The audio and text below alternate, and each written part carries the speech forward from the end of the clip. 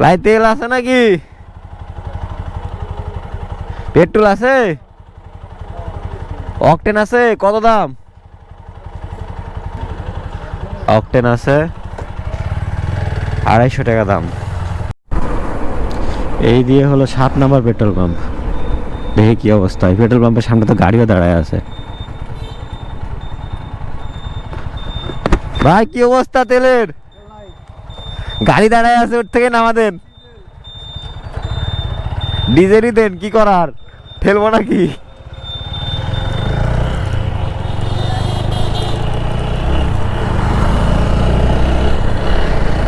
এখন ভাই বিগত যেগুলো পেট্রোল পাম্প এগুলো তো সবটা আপনাদের দেখানো সম্ভব না। এটা আমার 7 নম্বর petrol pump, Rajshahi to Naogaon সড়কে। যারা এই এলাকার আছেন বা এদিক দিয়ে গেছেন তারা জানেন কতগুলো পেট্রোল পাম্প আছে। ভাই একটা পেট্রোল পাম্পে পেট্রোল দিক 200 টাকারই দিক, এটাও পাইলাম না। এখন তো আমি রিক্সে আছি। গাড়ি তো ধরেন আমি চালাই যাচ্ছি, কিন্তু আসার টাইমে তো গাড়ি আমাকে চালাই নিয়ে আসবে না, আমার ঘাড়ের ওপর গাড়ি নিয়ে আসা লাগবে। ভাই 8 নম্বর পেট্রোল পাম্প, তেল পাইছি, কিন্তু এই যে সিরিয়ালটা,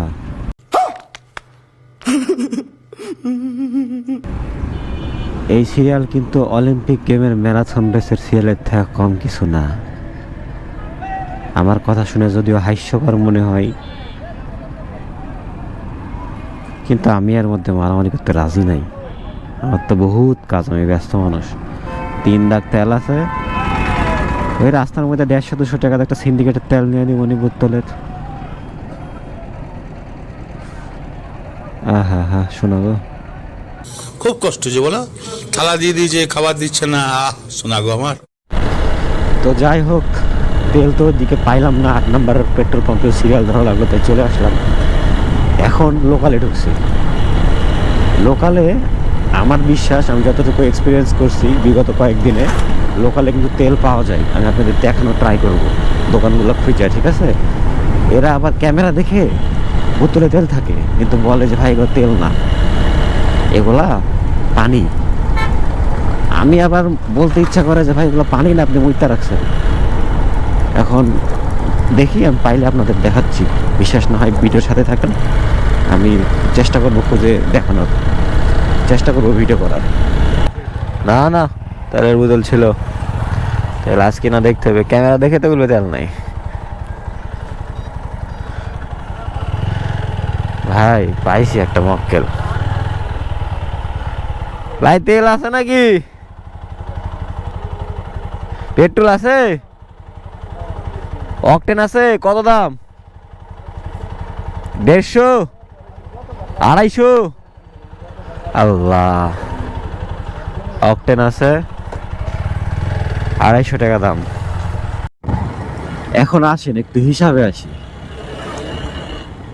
মেন রোডে 7টা পেট্রোল পাম্প ক্রস করার পরে 8 নম্বর পেট্রোল পাম্পে যেখানে 200 টাকার পেট্রোল পাইলাম, তারপরেও সিরিয়ালের জন্য নিতে পারলাম না, কারণ আমার গাড়িতে 3 লাখ তেল আছে। এটা আপনাদের আমি দেখাইছি। এখন এই লোকালে আসলাম, লোকালে আসার পরে আসছি ঘুরতে প্লাস একটা কাজে। এই লোকালে আসার পরে এই দোকানদার অকটেন আছে, কত নিবে? 1 লিটার তেল 250 টাকা। তাহলে এই দোকানদার কই পাইলো? এই যে 250 টাকা দামের তেল, এটা কি ওর বাপের ঘরের তেল আগের থেকে ছিল? এটা তো অবশ্যই অবশ্যই কোনো পেট্রোল পাম্প থেকে নিয়ে আসছে, তাছাড়া তো পাবে না। এখন এই পেট্রোল পাম্প ওয়ালারা আমাদের যেখানে 200 টাকার বেশি তেল দিল না, ওরে কিভাবে তেল দিল? অবশ্যই ওর থেকে 150 টাকা লিটার নিছে, বা এর থেকে বেশি নিছে, বা কম কিছু নিছে। অবশ্য বেশি নিছে আমাদের থেকে, বেশি দাম না পাইলে তো এরকম সিন্ডিকেট হয় না হয়। এখন দোষটা কার আলটিমেটলি? পেট্রোল পাম্প পালাম না? এই যে পেট্রোল পাম্প পালাগুলো আমাদের তেল দিচ্ছে না। এখন আপনাদের আমি সচক্ষে দেখাইছি যে বিষয়টা কি। আপনাদের কাছে এটুকু অনুরোধ থাকবে যে ভিডিওটা শেয়ার করেন, সবাইকে সাবধান করেন। আর এই পেট্রোল পাম্পগুলোর কিছু তো ব্যবস্থা নেওয়া লাগবে ভাই।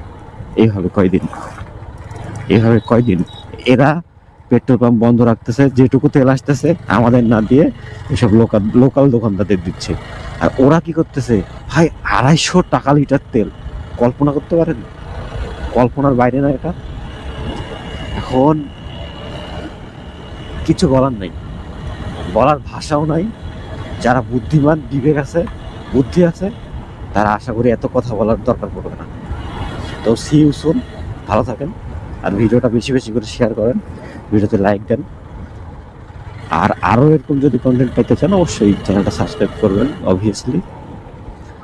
আর এই ভিডিওটা যদি শেয়ার না করেন, আপনি একজন বাইকার হিসাবে আপনার কর্তব্য হয় এটা, অবশ্যই শেয়ার করেন, এটা আমার অনুরোধ।